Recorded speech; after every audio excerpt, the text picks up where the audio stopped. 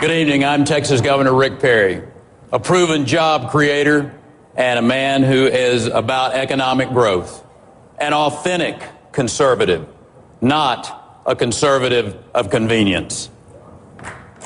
Governor Perry, in your state, you have a 6.25% sales tax. Would taxpayers pay more under the 999 plan? Yeah. Herman, I love you, brother, but let me tell you something. You don't have to have a big analysis to figure this thing out. Go to New Hampshire where they don't have a sales tax and you're fixing to give them one. They're not interested in 999. What they're interested in is flatter and fair. At the end of the week, I'm going to be laying out a plan that clearly, I'll bump plans with you, brother, and we'll see who has the best idea about how you get this country working again. And one of the ways, right here in Nevada, you got 8+%. You want 9 cents on top of that? And 9 cents on a new home, or 9% on a new home, 9% on your Social Security, 9% more? I don't think so, Herman. It's not going to fly. We've been talking about Herman Cain's plan. Let's talk about Governor Romney's plan. Governor Perry, you have said that Governor Romney was an abject failure in creating jobs when he was governor of Massachusetts. If you've read his 59-point plan, has it changed your mind? Well, here's the 9 that we need to get focused on. And it's not 999, and it's not 59. It's at 9% unemployment in this country. And that's where we got to get focused in America, is how to create an environment where that men and women get back to work. It's the reason I laid out a plan, Newt, this last week, to get this energy that's under our feet. We've got 300 years of resources right under our feet in this country. Yet we've got an administration that is blockading our ability to bring that to the surface, whether it's our petroleum or our natural gas or our coal. And 1.2 million jobs could be put to work.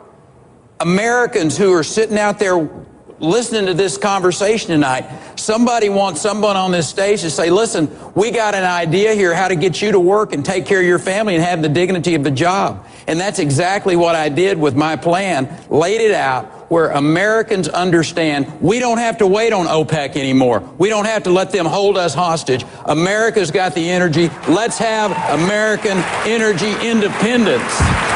Governor Perry, in the last debate, Governor Romney pointed out that Texas has one of the highest rates of uninsured children in the country, over 1 million kids. You did not get an opportunity to respond to that. What do you say how do you explain that? Well, we've got one of the finest healthcare systems in the world in Texas. As a matter of fact, the Houston, Texas Medical Center, there's more doctors, nurses go to work there every morning than any place else in America. So the idea that you can't have access to health care, some of the finest health care in the world. But we have a 1,200-mile border with Mexico. And the fact is we have a huge number of illegals that are coming into this country. And they're coming into this country because the federal government has failed to secure that border. But they're coming here because there is a magnet. And the magnet is called jobs. And those people that hire illegals ought to be penalized. Admit you lose all of your standing from my perspective because you hired illegals in your home and you knew about it for a year. And the idea that you stand here before us and talk about that you're strong on immigration is on its face the height of hypocrisy. Perry, you have 30 seconds. You stood here in front of the American people and did not tell the truth that you had illegals working on your property, and the newspaper came to you and brought it to your attention, and you still, a year later, had those individuals working for you. The idea that you can sit here and talk about any of us having an immigration issue is beyond me. I've got a strong policy. I've always been against amnesty. You, on the other hand, were for amnesty. Governor Perry, your state has the longest border with Mexico. Is it possible, to the question, is it possible to build a fence across the entire border? Sure, you can build a fence, but it takes anywhere between 10 and 15 years and $30 billion. There's a better way, and that's to build a virtual defense zone, if you will, along that border, which is not unlike what Herman's talking about. And you can do it with strategic fencing in the obvious places where it matters. But the way you really stop the activities along that border that are illegal, whether it's the drug cartels or whether it's bringing in illegal weapons or whether it's illegal immigrants that are coming in, is to put boots on the ground. I will tell you, Herman, you put a lot of boots on the ground. You use Predator drones that are being trained right up here at Creech Air Force Base in Nevada to use that real-time information to give those boots on the ground that information, and they can instantly move to those areas. And that is the way to shut that border down, to secure that border, and really make America safe from individuals like those Iranians that are using the drug cartels to penetrate this country. Governor Perry, does that make sense that she says she can build the fence along the entire border? As I said, you can build that fence, but by the time that fence gets built... She's also talking about your taxpayer subsidized benefits. But my point is that by the time that fence gets built, there is a lot better way than to stand here and to play to some group of people somewhere and say we're going to build a fence and then wipe our hands of it. I've been dealing with this border for 10 years as the governor. And the reason that we have this issue is because the federal government has failed miserably to defend and secure that border. You know, for someone that's been in the United States Congress to lecture me on the issues that are going on that border is not right. Let me tell you, we've had to deal with that issue in the state of Texas. We've had to deal with the impact on our state. And I put $400 million on that border of Texas taxpayers' money, Texas Ranger recon teams there. We know how to secure the border. I shared with you earlier how to do it. You put the boots on the ground, the aviation assets in the air, and you secure that border. The bottom line is that we have a federal government that has failed.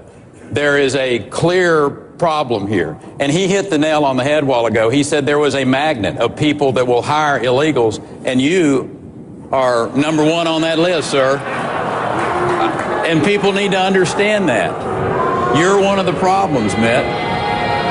Perry, the 14th Amendment allows anybody, a child of illegal immigrants who's born here, is automatically American citizen. Should that change? Well, let me address Herman's issue that Actually, talked about. I'd rather you ask the question, answer that question. I understand that. You get to ask the questions, and I get to answer like I want to. But, and Herman talked about... That's actually a response. That's not an answer. But go ahead. The issue of how we get this country back working.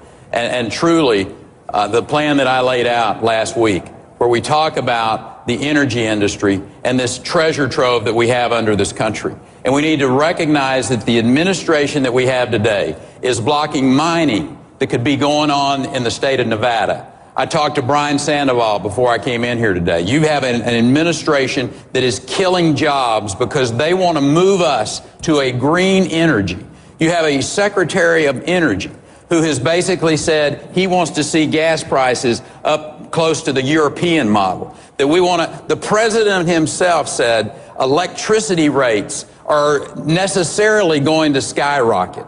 That's what we've got to stop. That's the reason we've got to have a president of the United States that understands that you get Americans working and it addresses these issues that we have in this country. And the fastest way to do it is to open up these federal lands, to pull back those regulations and get America working again. To the question on the 14th Amendment, do you support repealing the 14th Amendment? No. No, you do not. I do not. My question for you is, do you support opening the National Nuclear Repository at Yucca Mountain? Governor Perry? You know, from time to time, Mitt and I don't agree, but on this one, he's hit the nail right on the head. And I'll just add that when you think about France, who gets over 70% of their energy from nuclear power, the idea that they deal with this issue, that their glassification and that the innovation. And Congressman Paul, you're correct when it comes to allowing the states to compete with each other. That is the answer to this. We need to have a discussion in this country about our 10th Amendment and the appropriateness of it as it's been eroded by Washington, D.C. for all these many years, whether it's health care, whether it's education, or whether it's dealing with energy.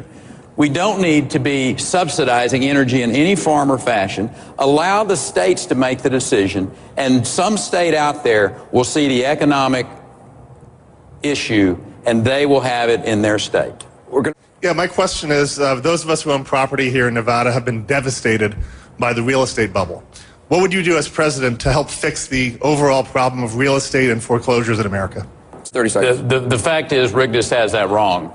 We wrote a letter to Congress asking them to act. What we meant by acting was cut the regulations, cut the taxation burden, not passing TARP.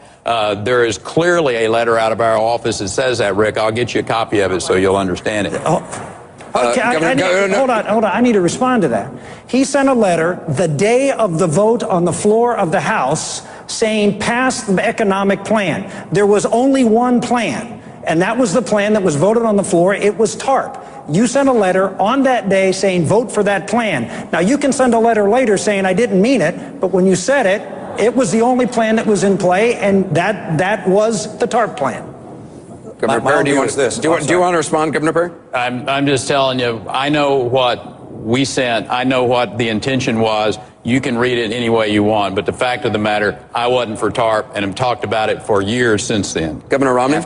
A Baptist pastor who at the Values Voter Summit, after introducing Governor Rick Perry, said that Mitt Romney is not a Christian and that Mormonism is a cult. Those were his words. Should Mitt Romney ask you to repudiate the comments of that pastor who introduced you on that stage? He didn't make the comments on the stage. He made them afterward in an interview. Will you repudiate those comments? Well, our faith, I can no more remove my faith than I can that I'm the son of a tenant farmer. I mean, the issue is, are we going to be individuals who stand by our faith? And I have said I didn't agree with that individual's statement. And our founding fathers truly understood and had an understanding of freedom of religion. And this country is based on, as Newt talked about, these values that are so important as we go forward. And the idea that we should not have our freedom of religion to be taken away by any means. But we also are a country that is free to express our opinions. That individual expressed an opinion. I didn't agree with it, Mitt, and I said so. But the fact is, Americans understand faith, and what they've lost faith in is the current resident of the White House. Do you want to respond to that, Governor Perry? I have. I said I did not agree with Pastor Jeffers' remarks. I don't agree with them. I can't apologize any more than that. Yeah, that's fine. We've got a question from the audience. The American people are suffering in our country right now. Why do we continue to send foreign aid to other countries when we need all the help we can get for ourselves? Governor Perry, what about that? I mean... Yeah, absolutely. I think it's time for this country to have a very real debate about foreign aid. Clearly, there are places. As a matter of fact, I think it's time for us to have a very serious discussion about defunding the United Nations. When you think about the Palestinian Authority circumventing those Oslo Accords and going to New York to try to create the conflict and to have themselves approved as a state without going through the proper channels is a travesty. And I think it's time not only to have that entire debate about all of our foreign aid, but in particular the UN. Why are we funding that organization? Governor Perry, was he referring to you? If you want to know how someone's going to act in the future, look how they act in the past. I mean, so Mitt, while you were the governor of Massachusetts in that period of time, you were 47th in the nation in job creation. During that same period of time, we created 20 times more jobs. As a matter of fact, you created 40,000 jobs total in your 4 years. Last 2 months, we created more jobs than that in Texas. What we need is someone who will draw a bright contrast between themselves and President Obama. And let me tell you one thing, I will draw that bright contrast. I got to give you 30 seconds, Governor Romney. Yeah. That is an absolute falsehood on its face, Smith. You have 30 seconds, Governor Perry. That is absolutely incorrect, sir. Well, we'll take a look at the study. There's been a third party take a look at that study, and it is absolutely incorrect. The fact is, Texas has led the nation in job creation.